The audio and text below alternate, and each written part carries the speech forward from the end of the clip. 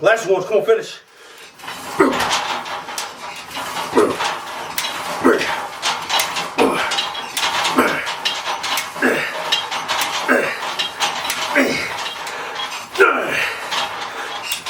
Come on, get 2.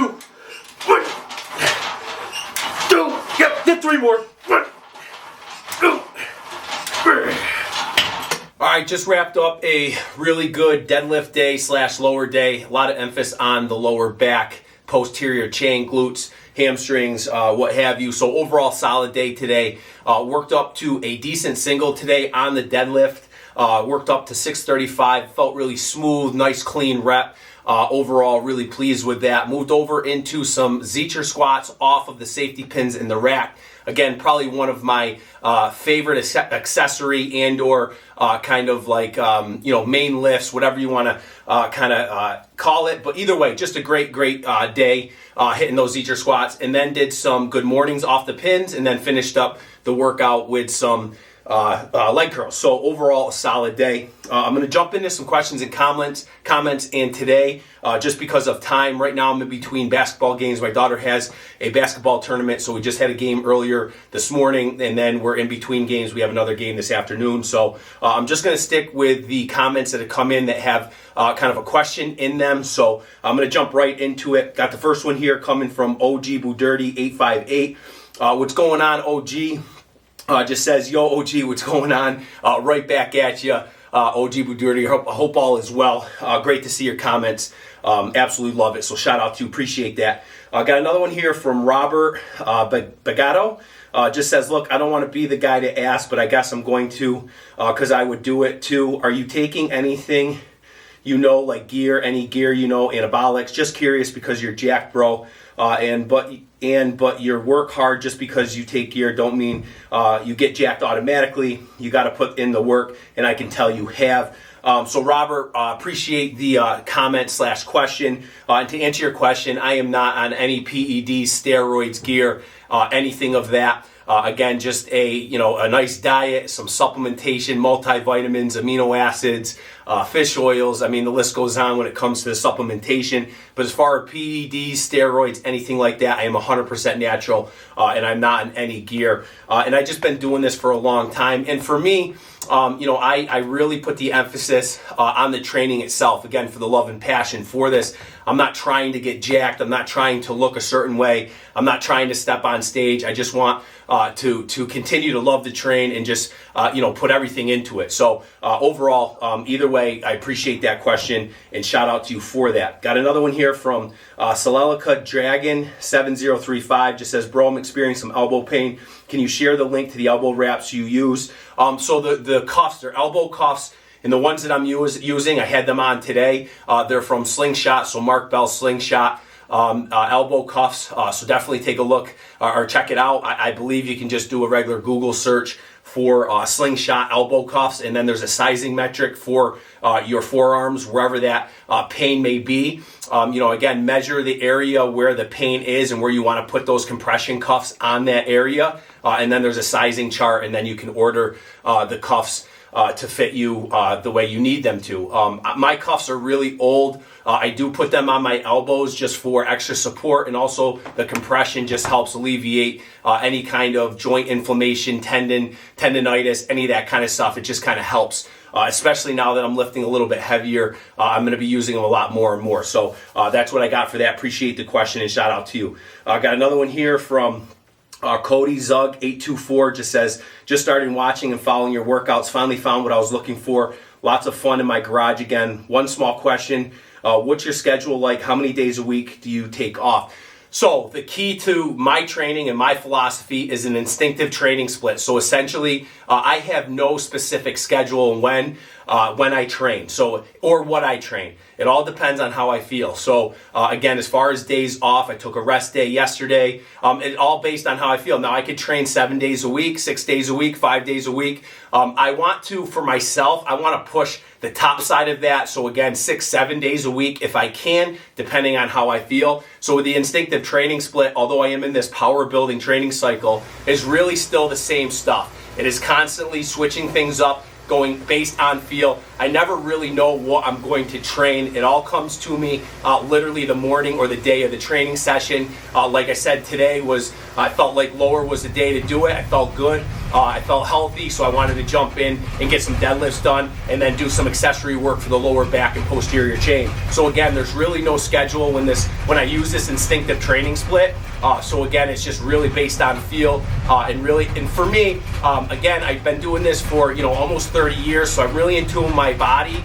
So when volume, again, switching things up between intensity and volume, obviously with the PowerBuilding training split, there's a lot more intensity. I think right now, again, a lot more max effort or heavier lifts, rep ranges, 1, 3s, and 5s. There's more of that right now. Again, keeping my volume where I need to keep it on those building days and or those building workouts after some main lifts and what have you. So again, it really all depends on how I feel is really how the schedule will play out. As far as taking days off, I'm a firm believer if you can train more often, the better, and utilize recovery workouts. So again, make sure that you utilize recovery workouts. So a lot of high volume workouts. So for instance, let's say you have a big push day where you did a lot of heavy benching that day. The next day should be some sort of recovery workout for your shoulders and different things like that. So doing a lot of delt work, rear delts, shoulder work for a recovery workout is still, again, another day of training, while at the same time you're helping your shoulders and the chest and everything get a lot of blood in there and helping it recover from the day before. So again, a lot of recovery workouts in there, utilizing higher volume workouts to help recover the muscles from heavier lift days and what have you. So again, that's kind of where I go with that. Hopefully that answered your question. Appreciate it. Another one here from, let's see, I can't really read the handle, but I'll read the question and or the comment. Just says, sir, I would like to ask you how many hours you're training per day.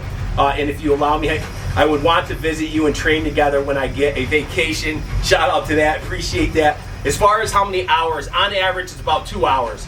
This was a little bit quicker just because I had to move through this workout today. Like I said, I got to get off to a basketball tournament, so I had to get it in. But on average, about 2 hours. So an hour and a half would be a quicker workout. 2 hours is about average. But again, if I'm doing a lot of exercises, a lot of volume, and maybe having a little bit longer rest period in between sets, I can go 2 hours and 15 to 2.5 hours. It all depends on the day, how I'm feeling, and what my rep ranges look like. Obviously, with the PowerBuilding training split, you'll see I'm getting in some gear. So I'm getting in a bench shirt, I'm getting in a squat suit, deadlift suit, and so that takes a little bit longer as well. So it all depends on what I have for that day, what the training is going to bring for that day. But let's just call it on average about 2 hours. So appreciate the question. Shout out to you for that. Let's see here. Got another one here from Mike Cable. HL4GX just says, why all the sets and overlap in the workout? Damn, cut those sets in half and drop either the dumbbell rows or T-bar rows and vary them each workout. No natural is doing the same volume and set number week after week without burning out and getting injured eventually. Workout late is when I work out best. Too many swing shifts in the military. And guys, sorry about the furnace. It's a little bit loud, so I apologize. Hopefully you can hear me or heard me pretty well. So Mike Cable, here's the question in this, just says, why all the sets and overlap in the workout? Usually my workouts are pretty, there's a lot of variety, a lot of changing. Again, this instinctive training split really kind of dictates what I'm going to train, how I'm going to train for that day. Either way, I appreciate the comment/question from you. I am 100% natural. I do get that question a lot. Again, it's just everybody's different, right? We all adapt different ways. We have different genetics. We have different ways of training, different volumes, set ranges, different variations. We're all kind of different. What I would definitely say is try not to get caught up in the cookie cutter, and or I'm hoping that you're not trying to emphasize some cookie cutter program or going on Google and seeing the first template that pops up in a Google search for a workout. You really got to do what works best for you. So again, in your comment, it appears that you have some kind of philosophy for you that works well for you, and I have my philosophy what works well for me. So either way, appreciate the question and comment, and shout out to you for that. Another one from Animal1206 just says, don't you only get a few hours of sleep a night, bro? Crazy. Keep on doing it, man. So Animal, so I am averaging, I get this question a lot too. A majority of my workouts, as you'll see in the videos, are very early in the morning. I try to get anywhere from 5 to 6 hours of sleep. That works really well for me right now. It all depends on my schedule for the day. I have a very, very busy schedule during the day. My kids are in practices. I have family. I have a beautiful girlfriend that I love to spend spend time with. Obviously, I'm very busy with my career and the work that I do, so I really work to get the day started early in the morning with a training session and get it over with. But on average, I'm sleeping anywhere from 5 to 6 hours, depending on what my evening looks like. I try to get in bed before 9 o'clock. So either way, shout out to you. Appreciate the question. Another one here from 700 Pounds Rip. Just says, pulling dumbbells at 2:30 a.m., bro. What time do you go to sleep? So again, in bed before 9 o'clock, and then I get up, whenever that internal clock clicks. But I'm usually up anywhere from between 1:30, 1:45, 2 o'clock in the morning. All depends on when that internal clock clicks. I usually beat my alarm in the morning, but I definitely try to get into bed before 9 o'clock. That 9 o'clock is kind of that deadline. So 8 o'clock, 8:30, 9 being kind of that deadline to get those those sleep hours in. And I sleep pretty well. I take some supplements at night that help with sleep, some ZMA, some testosterone support like ZMA. I really like to include those vitamins and minerals in. Also, I like to take some glutamine while I sleep as well. I think that's very beneficial to sleep and recovery as well. So hitting those type supplements before I sleep really helps me get into the deepest sleep possible for those 5 to 6 hours, depending on the schedule. So shout out to you. Appreciate that. Another one here from Percules15 just says, why is it that I am 165 pounds and can do the same weights almost and don't even use strength rep ranges, mostly 8 to 10 reps? Percules15, shout out to you, man. Keep killing it, bro. Good for you. I'm happy to hear that. Keep pushing yourself. Keep training hard. Keep doing your thing. That's absolutely awesome. So shout out to you. Appreciate that. Another one here from the Stork2210 just says, what was the heavy sound? I worry about the puppy in case a plate slides on it. God forbid. Absolutely. I'm constantly conscious of the little puppy down here. She's getting smarter and smarter with the training routine. Obviously, knowing some of the movements that I get set up for, she really moves away from that exercise, and I'm constantly keeping an eye on her. I would never want anything to happen to her anyway, or also. So appreciate that. Appreciate the concern. Another one here from Dylan McKenna.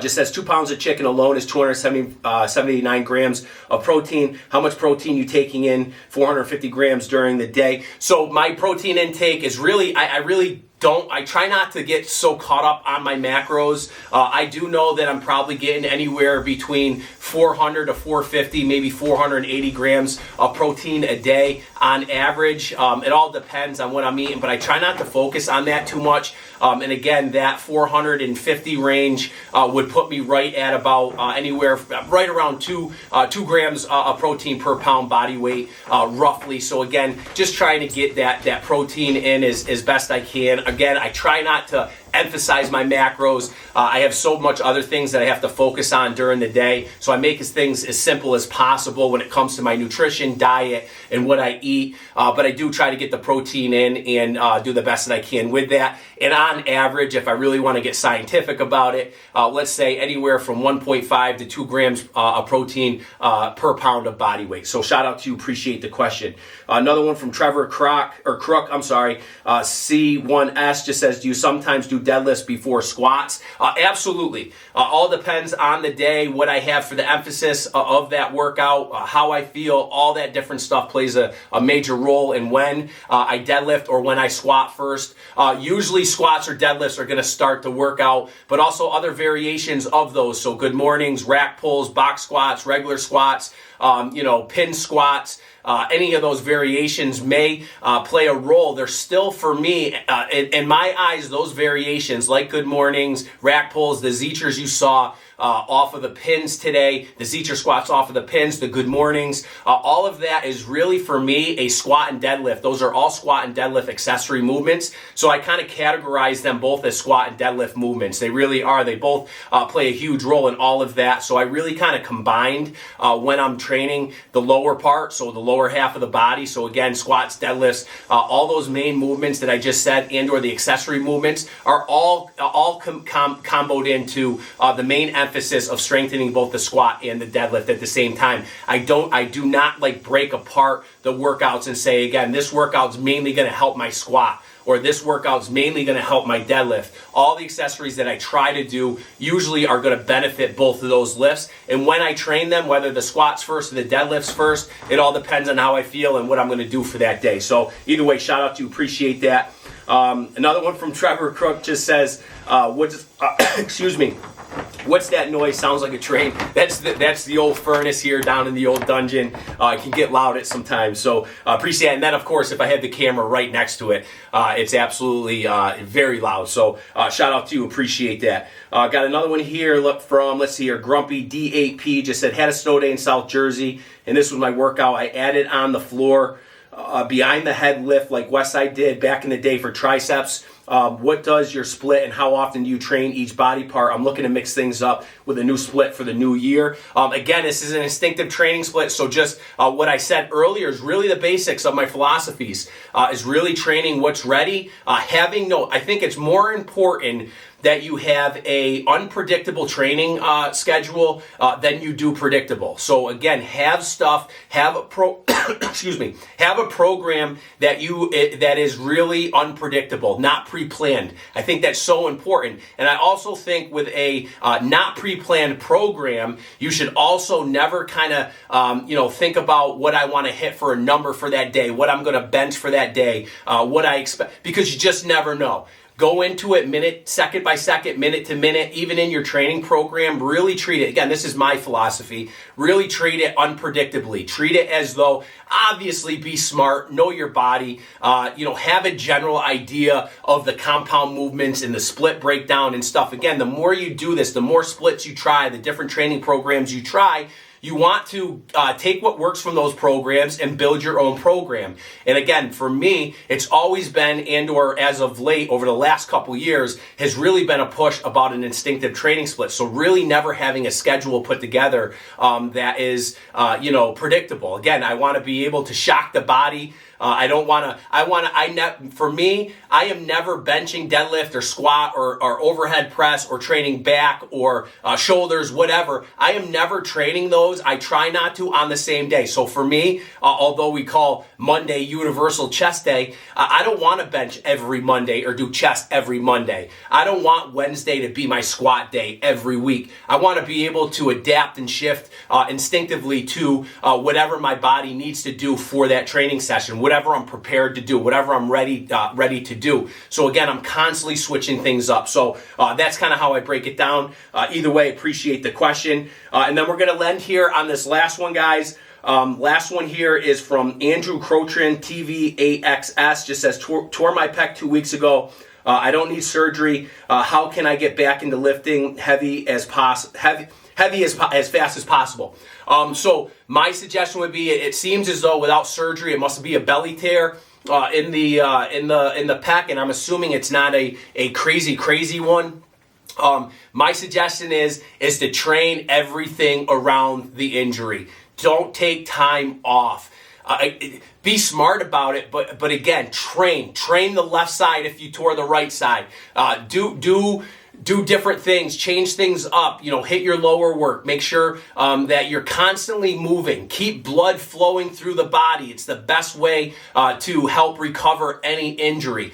Obviously be smart about it, but again, if your right side is tore, train the left side. Do what you need to do. You can only benefit from that. Obviously, you're going to deal with certain things like atrophy. Listen, I've been there, done that. I have 2 complete ruptured bicep tendons. I tore this one, and then I tore this one. Both of them obviously needed surgery. They were full ruptures of the distal tendons. I tore my hamstring. I've done tons of stuff to my calf. I mean, there's so many different things. I've had belly tears in my chest. And again, I've always recovered really fast, even post-surgery on my biceps, by getting back in the gym and working out as soon as possible. Being smart, but keeping the body active. Obviously, things will atrophy, but again, the muscle memory will be that much better if you continue to train and continue to be smart about what you're training, but get back into the gym and absolutely keep killing it. Never take too extended long time off. Just keep going, keep pushing yourself, and be smart about it. So that'd be my best feedback for that. And with that, guys, we're going to wrap this up, and we'll see you guys for the next workout.